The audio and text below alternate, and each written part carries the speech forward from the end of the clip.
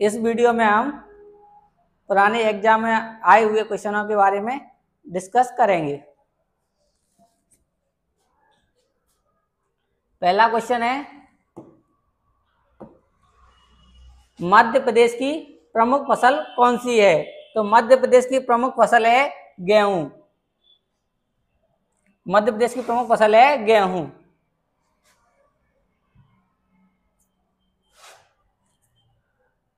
मध्य प्रदेश के ये प्रमुख फसल है गेहूं। इसके बारे में और जानते हैं, ये किस कुल की है? तो ये है ग्रेमिनेस कुल की फसल है ये।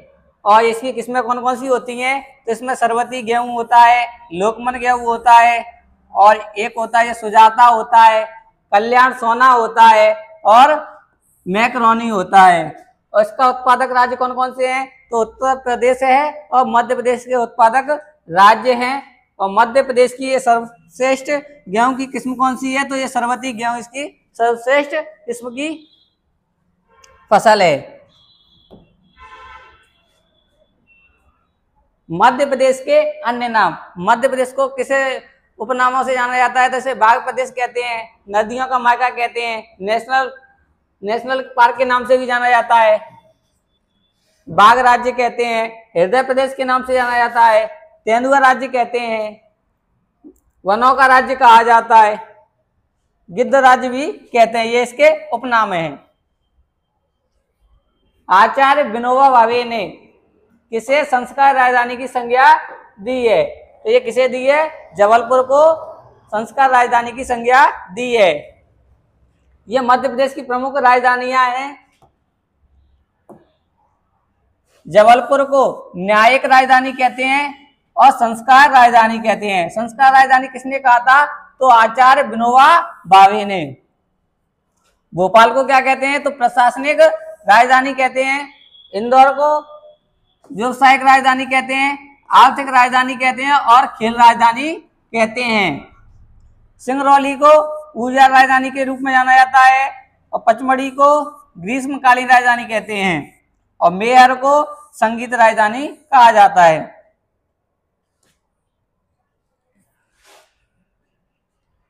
जबलपुर को मध्य प्रदेश राजधानी के रूप में प्रसिद्ध है, तो इसे संस्कार राजधानी कहते हैं। जबलपुर को न्यायिक राजधानी भी कहते हैं। मध्य प्रदेश का राजकीय वृक्ष। तो मध्य प्रदेश का राजकीय वृक्ष कौन सा है? तो ये है बरगद। इसे वानस्पतिक नाम है इसका फाइकस वैनगलेसिस है। और ये किस प्रजाति का है? तो फाइकस प्रजाति का है। ये घोषित कब हुआ था राज्य वृक्ष? तो ये 1981 में घोषित हुआ था। मध्य प्रदेश के राजकीय गान के रचनाकार कौन है? तो ये है महेश श्रीवास्तव। इसको गाया किसने था? तो शांतनु ने गाया था। ये आप चित्र में देख पा रहे होंगे। ये 2011 में से घोषित किया गया था, और 2011 में ही राजकीय वृक्ष घोषित किया गया था।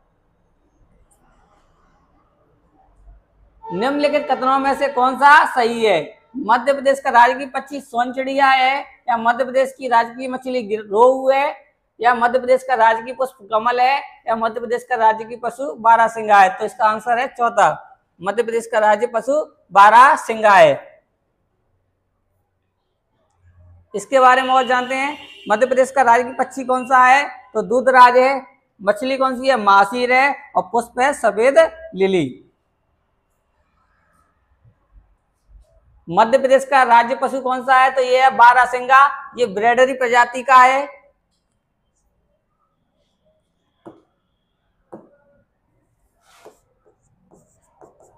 ये ब्रेडरी प्रजाति का है। इसे घोषित कब किया गया था? तो 1981 में इसे राज्य पशु घोषित किया गया था। सबसे ज्यादा ये कहाँ मिलेगा? कान्हा-किसली नेशनल पार्क में मिलेगा। ये मंडला में है Kanha Kisli national park.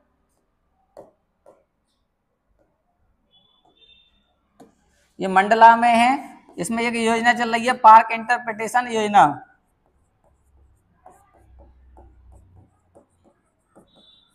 Park interpretation योजना ये अमेरिका के सहयोग से चल रही है इस नेशनल पार्क में। इसका प्रतीक चिन्ह है भूरसिंह। ये रोहन चक्रवर्ती ने इसका डिजाइन किया था। इसमें साल वृक्ष की अधिकता है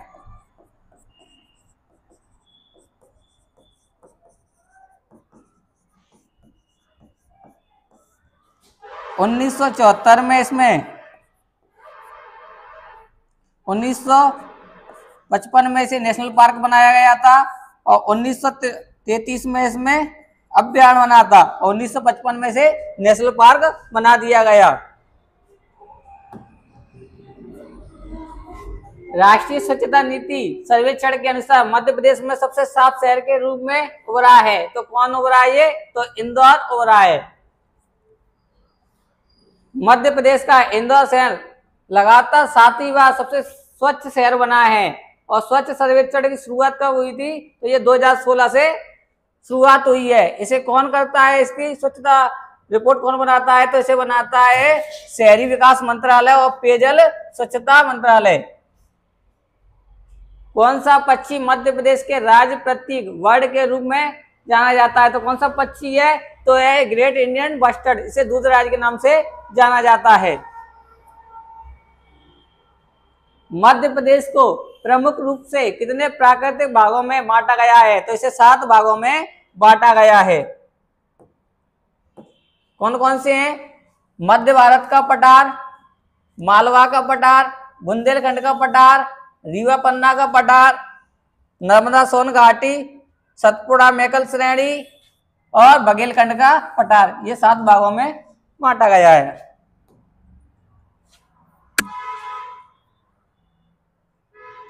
बुंदेलखंड का पठार की सबसे ऊंची चोटी कौन सी है? तो इसकी सबसे ऊंची चोटी है सिद्ध बाबा। सिद्ध बाबा है बुंदेलखंड के पठार की सबसे ऊंची चोटी और मालवा के पठार की सबसे ऊंची चोटी है सिगार।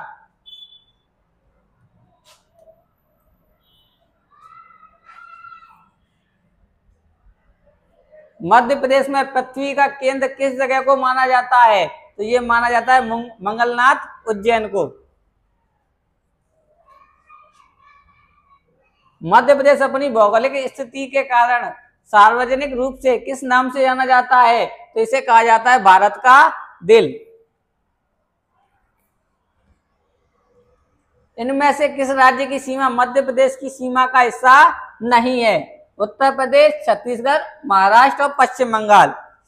तो इसमें से कौन सा ऑप्शन हो जाएगा? पश्चिम बंगाल। ये देख रहे हैं, ये राजस्थान को लगती है ये वाली सीमा। यहां से यहां तक ये लगती है उत्तर प्रदेश को, यहां से यहां तक ये लगती है छत्तीसगढ़ को, ये वाली सीमा लगती है गुजरात को और यहां से यहां तक ये लगती है महाराष्ट्र को। कौन सी नहीं लगती है? पश्चिम बंगाल।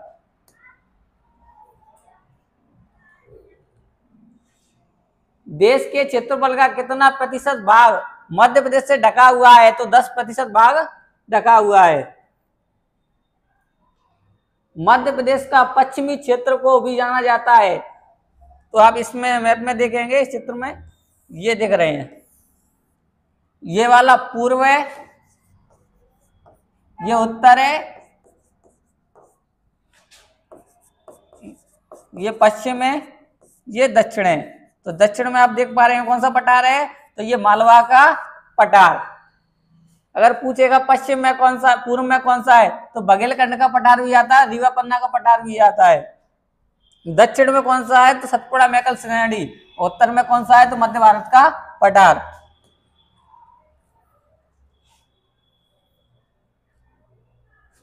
मध्य प्रदेश की प्राकृतिक सीमा के संदर्भ में कौन सा युग्म सही है? तो उत्तर में कौन सी बहती है? चंबल नदी बहती है, दक्षिण में ताप्ती नदी है और पूर्व में कौन है? मेकल श्रेणी है। इसका आंसर हो जाएगा उपरोक्त सभी।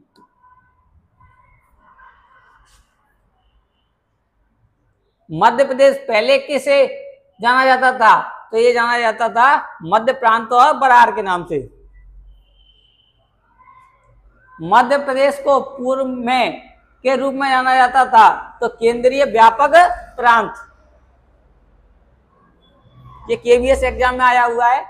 मंदसौर शहर निम्नलिखित में से कौन से भौगोलिक क्षेत्र में आता है? तो मंदसौर आता है मालवा क्षेत्र में, यहां पे मिलेगा मंदसौर, ये मालवा में आता है।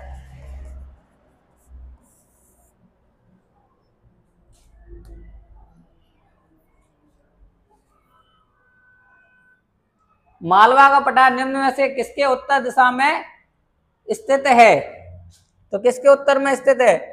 देखो मालवा ये रहा, किसके उत्तर में स्थित है? तो ये देखो नर्मदा घाटी के भी उत्तर में है और सतपुड़ा के भी उत्तर में स्थित है।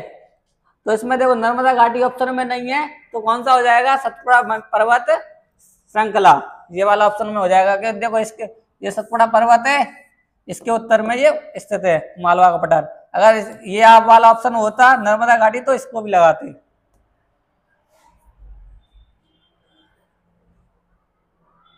निम्नलिखित में से मध्य प्रदेश का कौन सा जिला महाराष्ट्र और छत्तीसगढ़ दोनों राज्यों की सीमा पर स्थित है?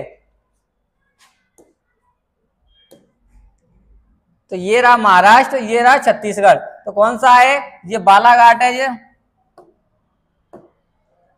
बालाघाट जिला है। ये दोनों, ये महाराष्ट्र की सीमा को भी लगता है और छत्तीसगढ़ की सीमा भी इसको स्पर्श करती है। गुजरात की सीमा को कौन कौन से करते हैं? गुजरात और महाराष्ट्र की को, तो ये अलीराजपुर है जो गुजरात की सीमा को भी स्पर्श करता है, महाराष्ट्र की सीमा को भी करता है। जाहुआ, जाहुआ राजस्थान की सीमा को करता है और गुजरात की को करता है। मुरैना, मुरैना राजस्थान की सीमा को करता है और उत्तर प्रदेश की को करता है, ये दोनों सीमाओं को करता है। और इधर सिंगरौली, सिंगरौली उत्तर यूपी की को करता है, उत्तर प्रदेश को, और इधर छत्तीसगढ़ को, दोनों को करता है।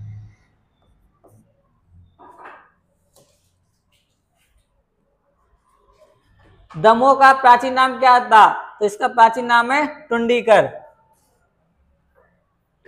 और ये किस संभाग में आता है दमोह? तो दमोह आता है सागर संभाग में, और सागर संभाग में कितने जिले हैं? तो 6 जिले हैं। कर्क रेखा मध्य प्रदेश के कितने जिलों से होकर गुजरती है? तो ये गुजरती है 14 जिलों से। उज्जैनी और महिष्मती के महत्वपूर्ण नगर हैं, तो ये पश्चिम मालवा के हैं। मध्य प्रदेश की संगीत राजधानी किस शहर को बोला जाता है? तो ये मेहर को बोला जाता है संगीत राजधानी। ये सतना से अलग होके बना है मेहर 2023 में। निम्नलिखित में से कौन सा जिला चंबल संभाग का नहीं है? तो ये नहीं है अलीराजपुर, ये वाले दिख रहे हैं श्योपुर, मुरैना और भिंड, ये तीनों आते हैं चंबल संभाग में, और ये अलीराजपुर नहीं आता है।